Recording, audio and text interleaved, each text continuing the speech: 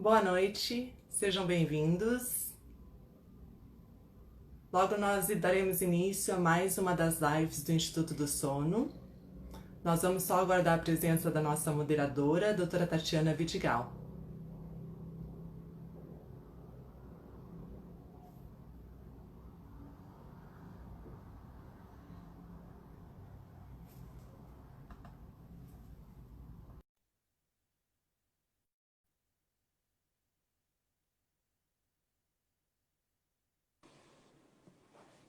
Olá, boa Olá, noite. boa noite. Boa noite. Tudo bem, Érica? Tudo tranquilo, você? Então tá bom. Boa noite, pessoal. Tudo bem? Obrigada por estarem aí hoje com a gente nessa live. Essa é uma série de lives que o Instituto do Sono está promovendo durante a pandemia para avaliar o impacto do sono dentro da população, para a gente tentar realmente ajudar a melhorar a qualidade de vida, né?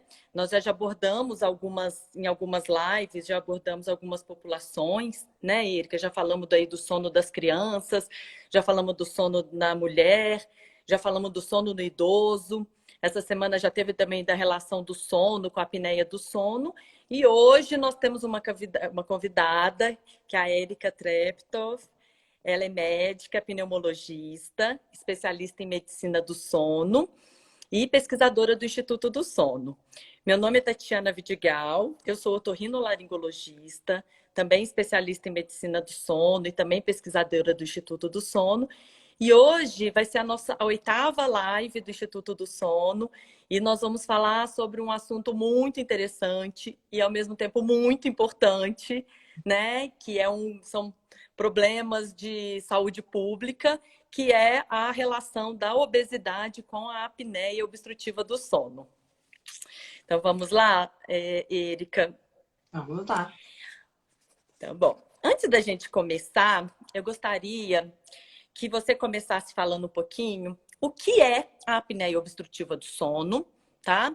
E se roncar significa ter apneia obstrutiva do sono.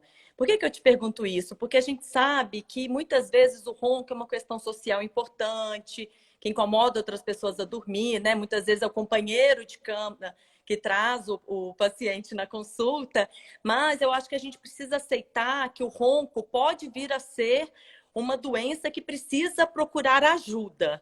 Então vamos começar. O que é a apneia obstrutiva do sono e se roncar é a mesma coisa de ter apneia do sono? Perfeito. Então eu agradeço a Tatiana por ter aceito o convite de ser minha moderadora hoje. E ela já sabe que ela não vai ser só moderadora, que ela vai participar bastante comigo. E Vamos agradecer ao bater um Instituto do Sono. bate-papo. Muito bem. Agradecer ao Instituto do Sono por essa oportunidade da gente conversar de um assunto que realmente é muito importante. Quando nós respiramos, o ar entra pelo nosso nariz e pela boca e ele precisa passar por um caminho para chegar nos nossos pulmões. Uhum, E esse caminho é a via aérea superior. Só que em tá, algumas situações, essa via aérea superior, ela não tem um bom arcabouço ósseo, ela é composta muito de tecidos moles. E se a gente tiver exato. qualquer obstáculo para a passagem desse ar, uma das coisas que pode acontecer é uma vibração desses tecidos moles. E essa vibração, ela gera um ruído, um barulho, que é o ronco. Tá. Já em alguns casos, a gente tem o que nós chamamos de obstruções, que realmente o ar pode simplesmente não entrar. E quando tem uma obstrução completa da passagem de ar, nós chamamos de apneia. E um evento de Uhum. apneia, ele dura pelo menos 10 segundos. Em alguns casos, a gente não tem uma obstrução completa, mas já tem uma redução importante do fluxo de ar, e essa redução é chamada de hipopneia. É uma redução parcial da entrada do ar. É importante saber que a maioria das pessoas que têm apneia obstrutiva do sono, elas têm ronco. Mas o contrário não é verdadeiro. Existem pessoas Uhum. que não podem apresentar o ronco e não necessariamente ter uma apneia do sono. Tá. Não, eu acho que ficou bem claro, né? Então podemos ter interrupções parciais e totais, como você explicou, e a vibração, que é o barulho. Realmente, eu acho que deu super para entender. E pensando nisso, quando que a gente deve suspeitar que um paciente tem apneia obstrutiva do sono? A gente sabe que o sono é algo que precisa ser avaliado em todas as especialidades, né? Se a gente olhar mesmo, toda especialidade vai ter alguma relação, alguma doença que tenha algum impacto na qualidade do sono. Então, eu acho que é super importante. Mas quando a gente está diante de um paciente que a gente vai suspeitar de apneia do sono, o que geralmente você gosta de investigar, de perguntar? O que mais te chama a atenção? Acho que o que a gente começou a nossa conversa, a questão do ronco, é muito importante, mas principalmente quando ele é um ronco que a gente chama aquele ronco ressuscitativo. A pessoa Tá. acorda como se estivesse sufocando. Então, aí chama muita atenção da gente pensar na apneia obstrutiva do sono. Uma das outras coisas também, como você já disse, é a questão da testemunha, né? É quem está do lado na cama. Às vezes aquela pessoa nota, ela literalmente nota essas paradas da respiração. E às vezes ela até sacode o companheiro para ver se ele acorda e volta a respirar. Uma outra coisa que é muito frequente é a questão de idas mais do que se esperava ao banheiro durante a noite, necessidade de urinar durante a noite. E esses são alguns dos sintomas que a gente vê no período noturno. Mas nós temos também sintomas que nós vemos no período diurno. Muitas pessoas que têm apneia, elas cursam com sonolência excessiva diurna. Elas têm uma dificuldade de ter uma boa qualidade de sono à noite, e isso gera uma sonolência durante o dia, aquele sono que está faltando. Então tem muita gente que diz assim, olha, aquela pessoa, ele é muito fácil, ele dorme em qualquer lugar. Só que se dorme em qualquer lugar, é exatamente isso que tem que chamar a nossa atenção. Porque se dorme em qualquer lugar, talvez seja aquele sono que está faltando do período da noite e que o organismo está pedindo durante o dia. E muitas Com vezes isso certeza. ocorre através de um acidente de trânsito, por exemplo. São Como pessoas que se têm acordar cansado fosse normal, né? Como se ser cansado fosse exatamente. normal.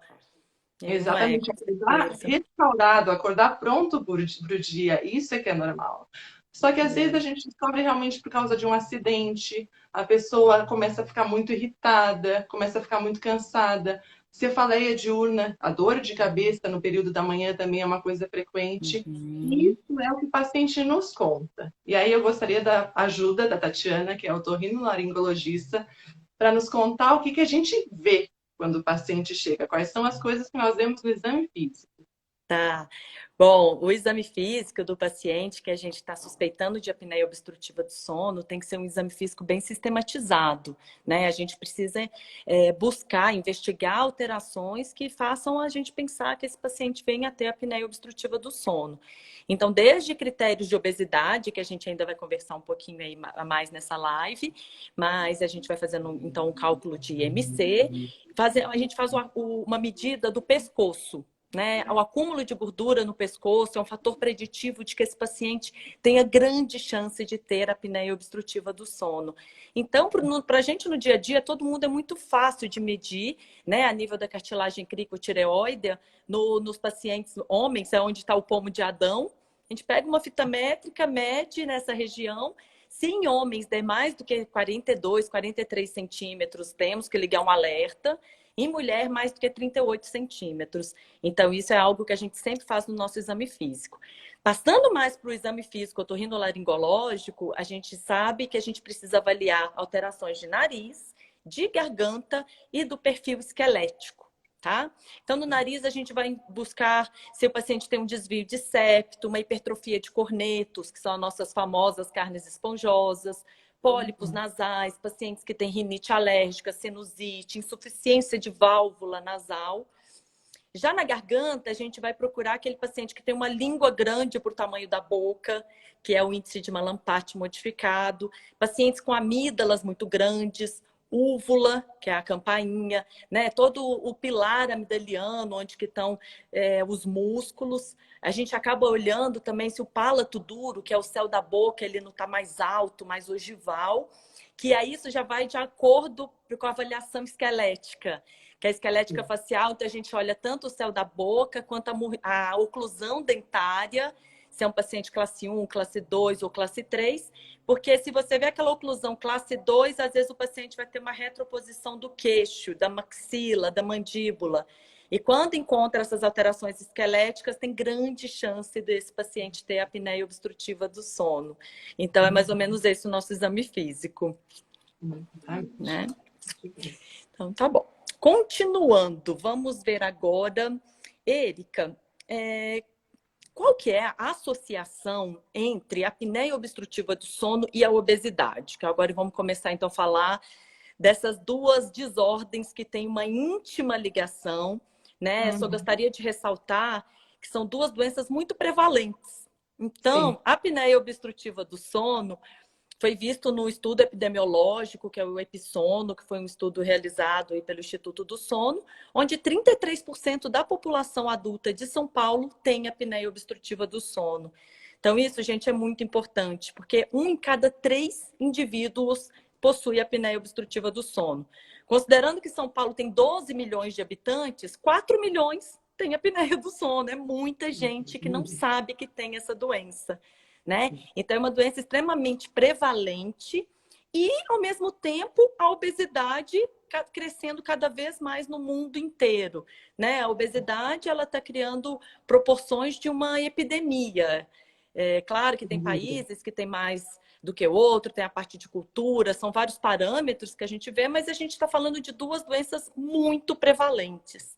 Então, essa é a minha pergunta para você agora. Qual que é a associação da apneia obstrutiva do sono com a obesidade? Bom, essa é uma associação importante, né? E a obesidade é o principal fator de risco para nós termos apneia obstrutiva do sono. Tem todas essas alterações esqueléticas que você falou, a parte do homem, que é mais comum do que na mulher, a questão da idade, mas sem dúvida, o principal fator é a obesidade. O que a gente tem de bom em relação a isso? Em relação a isso, a gente tem de bom que ele é um fator modificável. Então, nós podemos fazer tratamentos, podemos fazer orientações para diminuir essa obesidade e, consequentemente, melhorar a apneia obstrutiva do sono. Eu até costumo dizer para os pacientes, olha, o senhor é homem, que é maior fator de risco, tem mais de 40 anos, que é maior fator de risco. Então, a única coisa que a gente pode mudar dessas é a gente mexer no seu peso. Então, por que isso acontece? Porque a gente acumula a gordura, um dos locais é na região abdominal, aquela que a gente chama de gordura central, o aumento da gordura central, e isso pode ter implicações, por exemplo, na função do nosso diafragma. Nosso diafragma que é o músculo principal da respiração, ele tem dificuldade para funcionar quando a gente tem um volume abdominal muito grande. Eu tenho certeza que todas as mulheres que já foram gestantes devem ter lembrado no terceiro trimestre quanto atrapalhava para respirar aquele aumento do volume abdominal. Essa é uma das coisas. E aí, com essa diminuição do nosso volume do pulmão, porque o pulmão não consegue expandir tão bem devido à gordura que está em torno e que está no abdômen empurrando o diafragma para cima, a gente diminui também o que nós chamamos de tração, porque o pulmão, no tamanho normal, ele traciona aquela via aérea superior e ela fica como se fosse um tubo esticado, com um bom tônus. Quando acontece isso de diminuir o volume pulmonar, é como se fosse uma molinha e fosse fechando. E aí tem mais risco de colabar, tem mais risco de nós termos a obstrução, de nós termos a apneia obstrutiva do sono. Além disso, uma outra coisa que acontece, a gente mexe na questão metabólica. A gente mexe na questão dos hormônios, por exemplo, a leptina. A leptina é um hormônio que está associado com saciedade. E pessoas que têm obesidade, que têm apneia obstrutiva do sono, elas têm uma resistência à leptina. E um outro fator que você já citou é o fator do acúmulo, como eu digo também para os pacientes, a gente não engorda só aqui embaixo, a gente engorda aqui em cima também. Então, esse acúmulo de gordura na volta do pescoço, ele acaba comprimindo a nossa via aérea e dificultando a entrada de ar. E, além disso, a gordura, ela é tão importante que ela vai, e aos poucos, ela vai se infiltrando pelos nossos músculos. E pode até piorar a função dos nossos músculos. Exato, é isso mesmo. Então, assim, a associação é enorme, né, gente? Assim, a obesidade leva à apneia obstrutiva do sono e a apneia obstrutiva do sono aumenta o risco da obesidade. São altamente íntima essa relação. Ambas as condições devem ser levadas em consideração quando a gente vai fazer um tratamento, né, adequado, que a gente vai falar um pouquinho para frente. Mas não existe tratar obesidade sem tratar apneia, não existe tratar apneia sem tratar obesidade, né? É uma relação bidirecional que entre as doenças e que se vai dar errado se a gente não tratar um dos dois. Eu acho que é por aí que a gente tem que pensar. Já tem algumas linguinhas, eu li ali a língua também engorda, a gente vai falar sobre isso, Andréia. Mas, assim, eu estimulo que as pessoas façam perguntas também aí realmente para a doutora Andréia, ou para a doutora Érica. E agora vamos continuar, então. Érica, todas as pessoas obesas têm apneia obstrutiva do sono? Ao mesmo tempo, a gente tem essa relação, mas a gente pode falar que todas ter apneia, ser obeso significa ter apneia obstrutiva do sono? Não, felizmente não. Como você disse, a questão da obesidade ela está aumentando muito. No Brasil, atualmente, a gente tem em torno de 55% das pessoas com sobrepeso e em torno de 19% das pessoas com obesidade. E aí aconteceu um trabalho que foi, assim, revolucionário na parte de sono, que foi em 2014, que um grupo americano, eles fizeram através de umas medidas de ressonância magnética volumétrica, eles conseguiram medir justamente o que já vinha nas nossas perguntas aí. Eles conseguiram medir o volume da língua, eles conseguiram medir também a quantidade de gordura que estava presente na língua. E aí, o que eles viram? Eles controlaram, usaram dois grupos. Um grupo que era obeso e tinha apneia, um grupo que era obeso e não tinha apneia. Eles controlaram, ou seja, eles pegaram da mesma idade, do mesmo sexo, e pegaram, justamente compararam esses indivíduos, e o que foi visto? Que aqueles indivíduos obesos com apneia, eles têm um aumento maior do volume da língua, e uma coisa importante, a língua não é só essa parte da frente que a gente vê, ela vai até lá atrás. Além disso, uma quantidade de gordura bem maior na língua. E uma coisa super interessante é que aonde ela se concentrava essa gordura era principalmente na região posterior, que é mais perto daquele tubo por onde passa o nosso ar. O Então, tubo da passagem comprimir de ar. É o que a exatamente. gente chama base de língua, né? A Cada base vez de mais agora língua. a gente está avaliando bastante a base de língua dos Exato. pacientes. E aí o que aconteceu? Então eles descobriram isso, que essas pessoas eram as pessoas que apresentavam apneia, principalmente essas que tinham a língua gorda, digamos assim. E essas pessoas, por que que algumas têm essa distribuição na língua e outras não? Isso ainda não está tão bem estabelecido, mas se acredita que pode ter relação com a distribuição genética, aliás, uma predisposição genética de onde que você vai acumular gordura. Por exemplo, eu posso acumular mais gordura na língua e na região abdominal. Você talvez possa acumular mais na região do quadril. Então, é uma predisposição genética de onde vai ser o meu acúmulo de gordura. Aí, o que aconteceu? Em janeiro desse ano, esse mesmo grupo resolveu fazer um trabalho de segmento. E esse trabalho de segmento, eles pegaram pacientes obesos e eles colocaram esses pacientes obesos. Ou eles fizeram cirurgia, tá, para reduzir estômago, cirurgia para dar obesidade, ou eles fizeram só orientações, mudanças de vida, mudanças de hábito. E o que foi visto? Que o principal determinante da diminuição da gravidade da apneia foi justamente quando a gente tinha uma maior diminuição dessa gordura na língua. Isso é muito importante, porque isso pode ser que de agora em diante nos ajude a orientar a nossa terapia também. E aí entra uma coisa importante que a gente já tem, que é a questão da fonoterapia, né? Que talvez os próprios exercícios que se faça de via aérea superior, eles ajudem a diminuir essa quantidade de gordura, a abrir um maior espaço da via aérea, essa é uma das coisas. A outra questão, talvez no futuro, e aí é o que eles falam que necessita de mais investigações, é que talvez comece a fazer, assim como se faz criolipólise para outros locais do corpo, seria fazer na língua. O que seria isso? Significa conseguir tirar da língua apenas a parte de gordura. Porque algumas cirurgias de língua já existem, até você pode citar para nós, mas seria especificamente para mexer na parte de gordura. Não, sem dúvida alguma, a língua ela tem um papel, um fator de risco muito importante da apneia obstrutiva do sono. Existem, sim, na literatura várias cirurgias que mexem na língua. Na verdade, elas são um pouco controversas para mostrar realmente um resultado muito bom, um sucesso cirúrgico.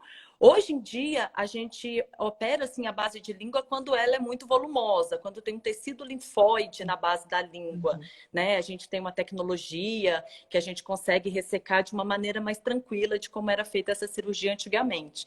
Mas, ao mesmo tempo, se a gente fizer tanto a fonoterapia que você citou, quanto usar uma placa de aparelho intraoral ou o avanço maxilomandibular, todos esses tipos de tratamento, a gente vai estar anteriorizando a base da língua também e abrindo aquele espaço aéreo que é onde realmente vai fazer o colapso, que é o que a gente quer, é evitar o colapso da faringe, que é onde acontece realmente a apneia do sono. Tá, realmente esse estudo foi muito legal e foi muito interessante ter refeito essa avaliação nesse estudo que saiu esse ano. Eu gostei bastante desse artigo também.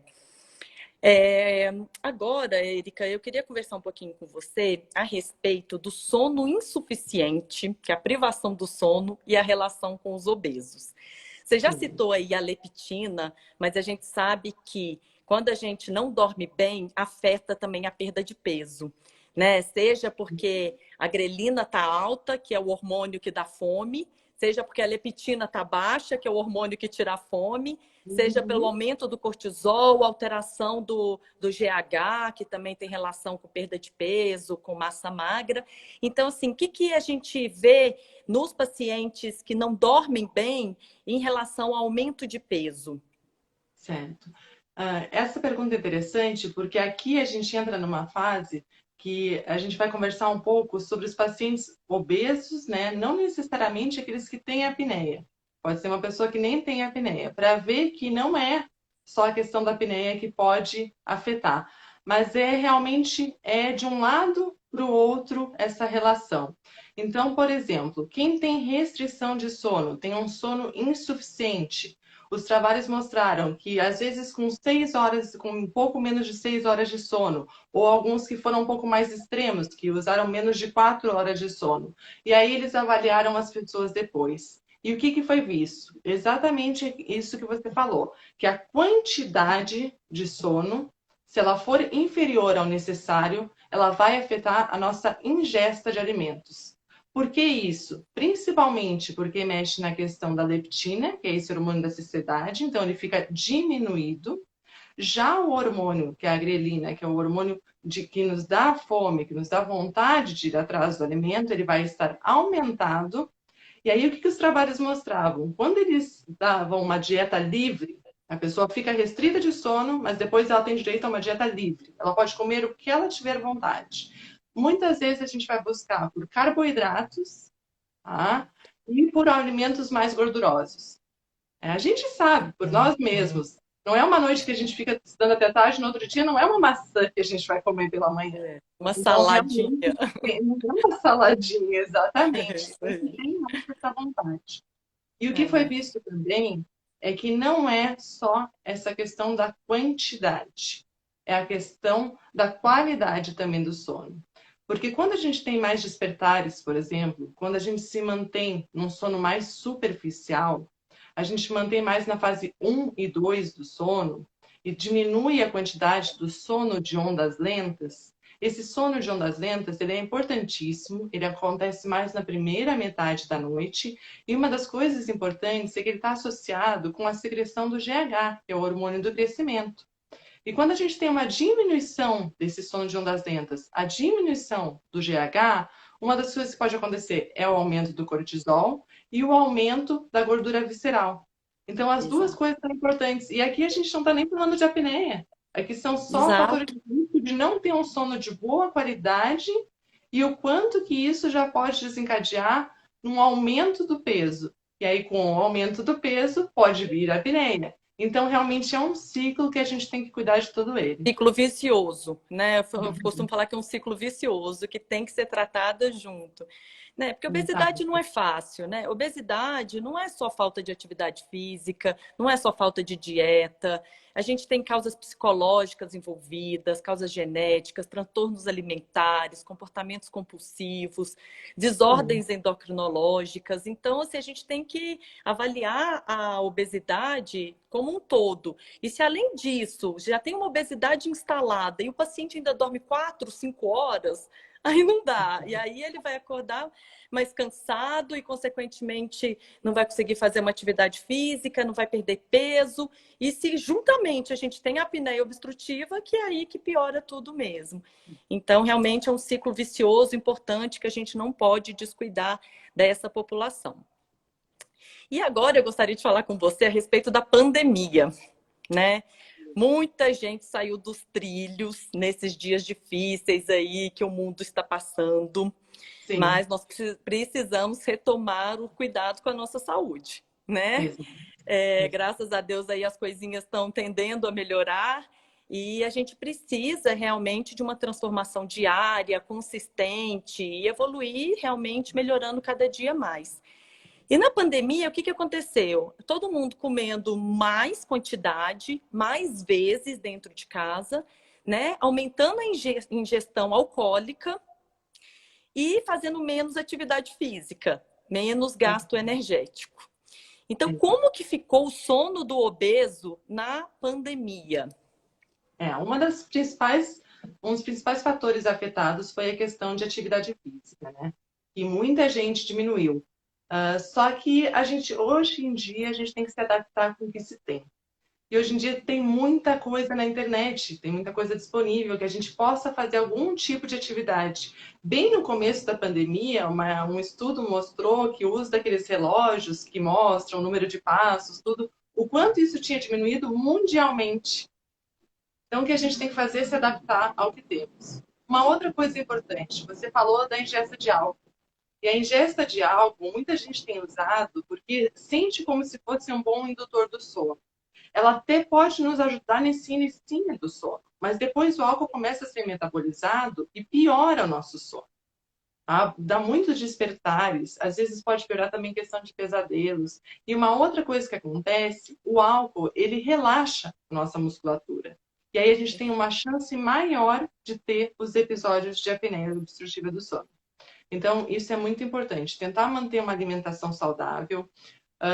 Os estudos, eles são um pouco controversos mundialmente, mas na maioria deles, eles mostram que as pessoas estão ganhando peso. Porque também tiveram aquelas exceções que, por comer em casa, por comer mais devagar, conseguiram perder peso. Mas, no geral, a gente está tendo um extra nessa pandemia. Porque está tudo muito disponível, é só ir na geladeira e buscar. Hoje em dia, se tem entregas de comida em casa, é tudo muito fácil. Então, uma das coisas que eu sugiro é: faça uma receita do começo ao fim. Tente fazer uma receita saudável. Tente fazer alguma coisa que envolva toda a família. Isso vai ser bom para todo mundo. E às vezes, quando a gente olha uma receita do começo ao fim, com todos os ingredientes, com cuidado, sabendo o valor nutricional, a gente come de uma maneira mais consciente. Então, isso pode ajudar bastante. Ótima dica, perfeito. Érica, vamos falar agora um pouquinho então do tratamento da apneia obstrutiva do sono no obeso, né?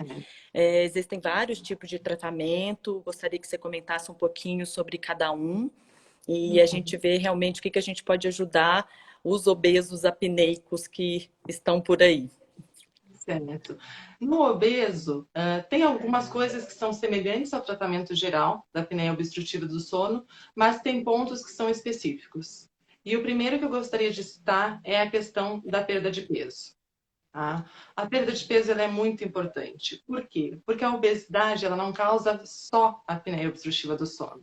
Ela causa o problema de uma esteatose hepática, de uma artrose, de uma dificuldade, de até a questão de transtornos do humor, que podem estar associados com a obesidade. Então, a gente vai tratar um todo, a gente vai tratar o paciente. E aí, o que foi visto? Em 2018, teve uma diretriz interessante, que foi da American Thoracic Society, que eles um pouco que puxaram a nossa orelha. Eles disseram assim: certo, você orienta o seu paciente, você orienta que ele precisa perder peso, que é importante ele fazer exercício, e você diz até logo, a gente se vê em 2 meses. Então, o que esse guideline ele propõe?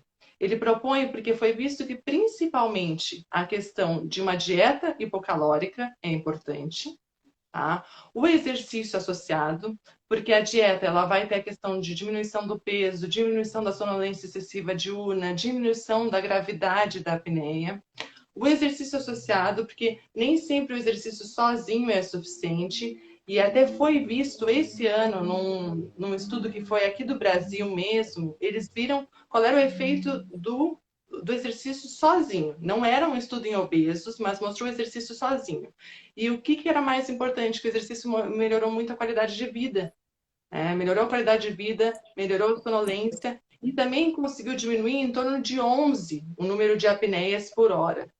Então já é uma diminuição importante, dependendo do paciente, se ele tem uma apneia moderada, às vezes ele pode transicionar para uma apneia um pouco mais leve, então isso é importante. E a outra coisa que a diretriz cita, então, uma dieta equilibrada, o exercício e modificações comportamentais. É como se a gente ensinasse novamente o nosso paciente a comer, a ter hábitos saudáveis.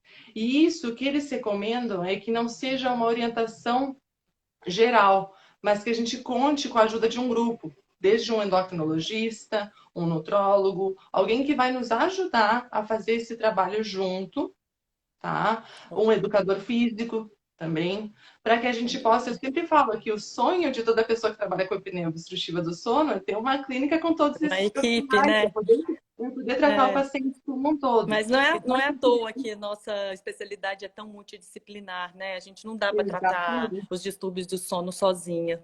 Exatamente. E aí, o que acontece? Além dessa perda de peso, o que foi visto? Que a perda de peso, quando a gente perde em torno de 10% do nosso peso, a gente diminui aproximadamente 26% do nosso índice de apneia, da quantidade de apneias e hipopneias por hora de sono. Então, é uma diminuição boa. Mas o contrário é verdade, o contrário é até maior. Se a gente ganha 10%, e 10% não é uma coisa tão difícil. Não Uma é, pessoa que é. tem 60 quilos, se ela Agora na ganhar, pandemia foi agora fácil. a pandemia é mais fácil ainda, né? Se uma pessoa de 60 quilos, se ela ganhar 6 quilos, são 10%. E isso Exato. aumenta em 30%, tá?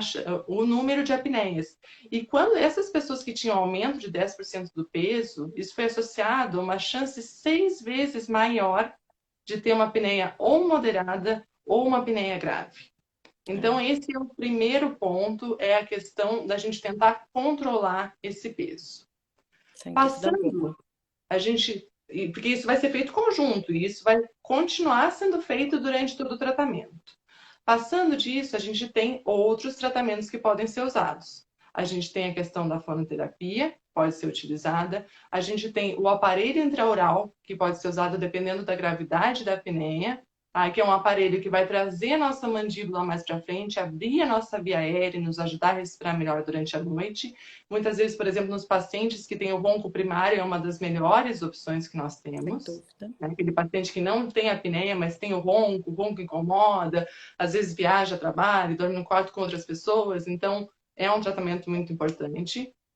E, em alguns casos, a gente utiliza o aparelho, o CPAP, que nós chamamos, o aparelho de pressão positiva contínua, que é um aparelho que ele nos dá um ar sob pressão. É um ar igual ao ar do ambiente, que a gente vai receber através de uma máscara, que ela pode ser apenas na volta do nariz, ou no nariz e na boca, e que ela vai jogar um ar sob pressão, e essa pressão vai ser superior à pressão que o nosso organismo está fazendo para fechar e que colaba a nossa via aérea. E esse aparelho ele é utilizado todas as noites, né? Se sabe que se usar todas as noites corretamente vai ter melhoras em muitas questões, desde a questão de qualidade de vida, de sonolência, então isso é muito importante. E aí eu já vi até que tem um colega nosso que perguntou da questão da cirurgia bariátrica. Sim, a cirurgia bariátrica ela é muito importante e ela é uma opção interessante. Por quê? Porque nos pacientes, tá, que tem o problema de apneia do sono, se a gente viu que em torno de 32% a nossa prevalência na cidade de São Paulo, e naquele estudo, no estudo do Epsono, se mostrou que várias pessoas, em torno de 60%, realmente também tinham sobrepeso e obesidade, o que já reflete como que está a cidade que a gente vive, né? Então, nessas pessoas, a gente muitas vezes vai usar o aparelho, ou vai usar o CPAP, ou vai precisar da cirurgia. Quando é uma pessoa que chega a necessitar da cirurgia bariátrica para redução de peso, muitas vezes são pessoas que têm uma prevalência de apneia ainda mais alta, que pode ser em torno de 70%, 80%. E é interessante quando a gente já descobre a apneia antes da cirurgia. Por quê? Exato. Você já vai adaptando o seu paciente, ele já vai utilizando o CPAP. E se tinha uma preocupação no começo, né? Ah, será que quando a gente fizer o uso quando fizer a cirurgia, e se eu colocar aquele aparelho que está jogando uma pressão, será que eu tenho chance desse paciente ter uma complicação pós-operatória, de ter algum problema com as suturas da cirurgia? E o que foi visto é que não. Tá? Que hoje em dia, da maneira que é feito, e já se faz no pós-operatório, às vezes o paciente chega no quarto, ele já coloca o seu CPAP, isso vai ajudar também em toda a sua recuperação e até para ir para casa mais cedo. O que é importante nos pacientes que fazem cirurgia bariátrica? A gente vai ter que reavaliar esse paciente. Por quê? Porque ele vai perder peso. Né? E ele vai perder peso, só que ele não vai perder peso tanto no primeiro mês.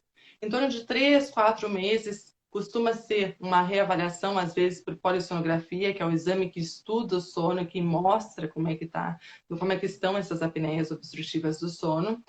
E aí é importante que com essa perda de peso, muitas vezes o paciente ele era tão grave da apneia, e ele chega num quadro moderado ou leve, e ele deixa o CPAP. E muitas vezes pode ser que ele consiga, porque existe uma taxa grande de recuperação total da apneia com a cirurgia bariátrica e com a perda de peso. Mas é importante que ele seja avaliado, porque teve um estudo que mostrou que quando eles seguiram por 7 anos pacientes com cirurgia bariátrica, e de 83% mais ou menos, que era a quantidade que usava no início, isso foi para 38% depois de 7 anos. Então as pessoas realmente abandonaram, porque às vezes até já não sentiam tão fortes as consequências da apneia no período da noite, e aí deixavam o tratamento de lado. Eu gostaria que você também citasse se nesses pacientes, quando a gente vai tratar, se a cirurgia é uma opção, quais são as vantagens e desvantagens e se tem algum cuidado especial que a gente tem que ter nesses pacientes. Bom, das cirurgias que nós, otorrinolaringologistas, realizamos, a cirurgia nasal, muitas vezes, ela é realizada para adaptar o CPAP, para ter um conforto maior do aparelho intraoral. Mas, se nós temos alterações anatômicas na faringe, na garganta, não é porque o paciente tem um aumento do peso, não é porque o paciente é obeso que a gente vai deixar de operá-lo. Tá?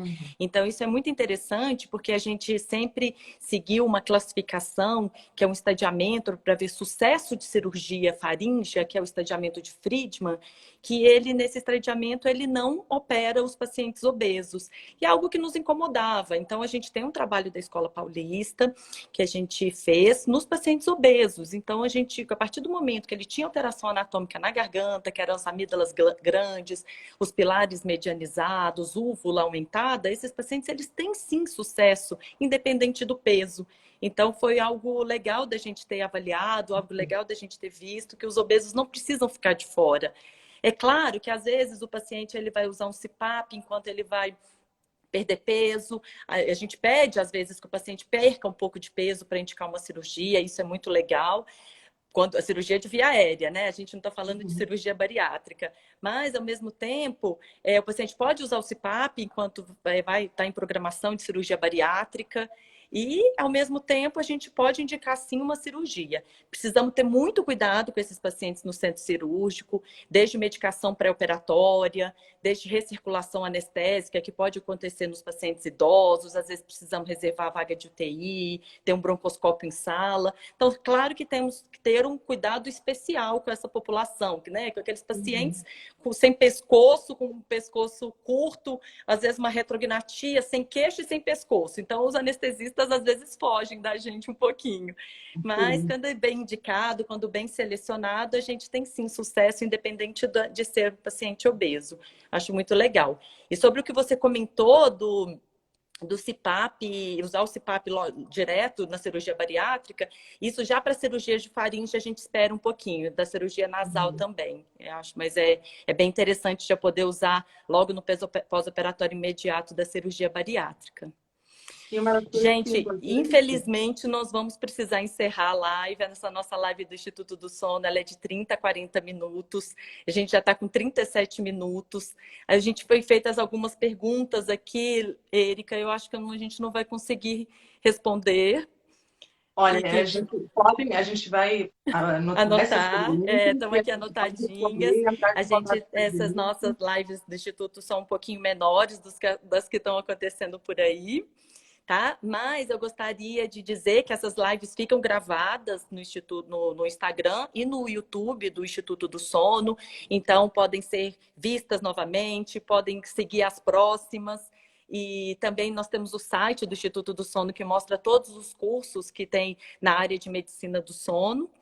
E gostaria muito de agradecer a Érica, que suas informações e orientações foram muito importantes para ajudar a população a dormir melhor, a trazer benefícios para a saúde, para ter uma qualidade de sono, uma qualidade de vida melhor.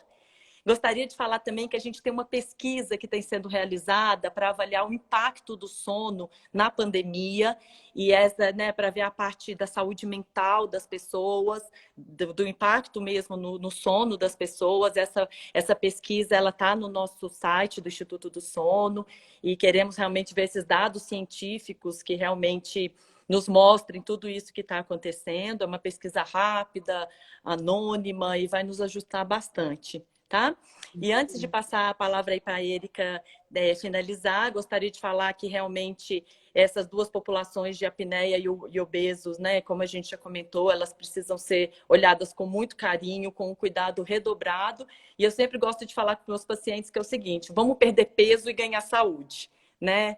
Se a gente focar sempre nisso, acho que a gente vai ter um sucesso do resultado, de melhorar a qualidade do sono, que realmente é o nosso desfecho final.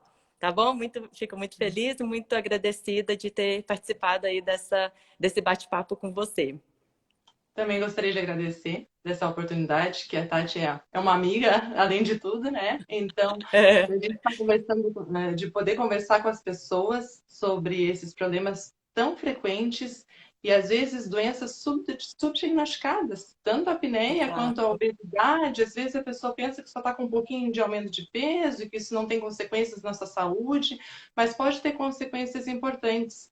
Então, realmente, é importante cuidar dos dois. Acho que equilíbrio é tudo, né? Então, se a gente tiver uma boa noite de sono, uma boa alimentação, mantiver exercício, esse é o segredo atualmente, né? A gente Exato. sabe que essa é a maneira de ter uma boa qualidade de vida.